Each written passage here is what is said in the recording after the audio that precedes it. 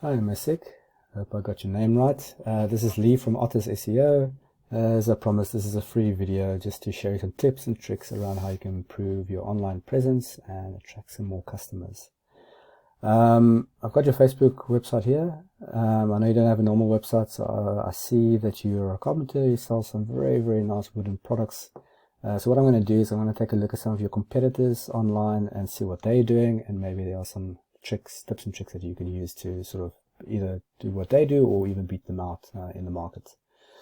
So in Google, when I'm looking for wooden furniture in the Netherlands, wood.nl is one of the main competitors that are coming up. If we take a look at their website, you can see they've created both an English and a Dutch version of this website, so they can target both segments.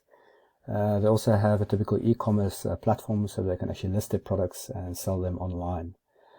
Some things that I would like to note. The first thing is around content. You'll see that they're a very nice website to have here, but not a lot of content on the first page, on their homepage. And Google recommends that they have between 1,500 and 2,000 words of content on your homepage. And this is so that when they go out and they crawl the various websites, Google's trying to extract different keywords that they can use in their algorithm so that they can rank you on their search. Now, if you don't have at least 1,500 words of content, then it makes it quite difficult for Google to actually rank you accordingly. So if you can increase your content on your homepage, then I think you'll be in a good position to potentially beat these guys. And then secondly, of course, is around products as well. Because on the e-commerce specifically, you also want to, when people are searching for specific furniture in Google, you also want to make these products pop out and actually be highly ranked. So when creating your product information, make sure that you also have a lot of content on the product information description. So if you can do a couple of hundred keywords here as well, that would be great. Next, I just want to go to the Google search results itself. The first result that you see at the top here is very e-commerce specific. That's your Google ads for shopping. And what e-commerce platforms really do is they pay to have their products listed up here. So that they can get some quick traffic, right? So, but every time someone clicks on one of these links, then one of these vendors like Home24 would actually be paying for that click. But it's very good to get quick traffic and to promote certain of your products inside here, but it can of course be expensive in the long run. The second part is around your normal Google ads, and this is to promote the business itself. There's normally between 1 and 4 ads that shows on the top here. And similar, the people also pay to have their links on top here, so every time someone clicks, they pay for that click, but very nice to get quick traffic through the door, but expensive in the long run. The second part in the Google search result is the Google map listing. And this is quite a powerful place to be in as well, so you got your businesses listed here, typically with their website and contact numbers, so people can quickly phone or contact them when they've searched for something. And statistics actually show that between 30 and 40% of all people that search, they actually click on one of these links. So very important to actually be listed on here. And how do you get on these top 3 positions? Well, you need to increase your number of citations. All that a citation is a combination of your company name, your contact number, as well as your physical address. The more you can get those listed on various directories, like you think about Yellow Pages, etc., the higher will be placed on this list. The last thing I want to cover on this page is the organic search results, and also very important because this is what Google finds the most relevant for the search term that you've typed in. And once again, statistics show that 29% of people click on the first link, 15% on the second link, and 10% on the third link. It's actually only less than 9% of people that will go past the first page in Google. So very important to be in the top 3 position so you can get a lot of this traffic coming to their sites. So how do you get into these top 3 positions? I'll show you.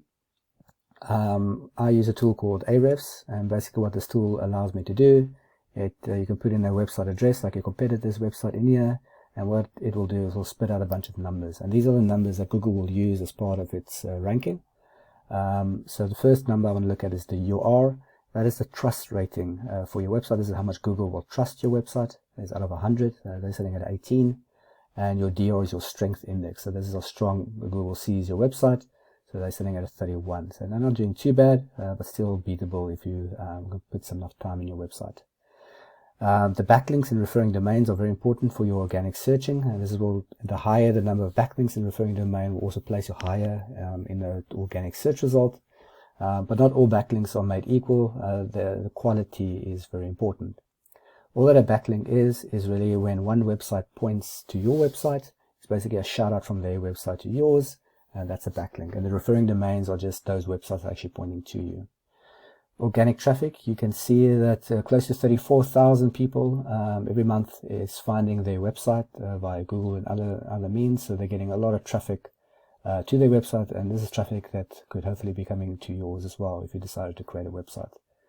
The organic keywords, these are the number of keywords that Google has picked up from the content, and that's why I said in the beginning that the content is very important.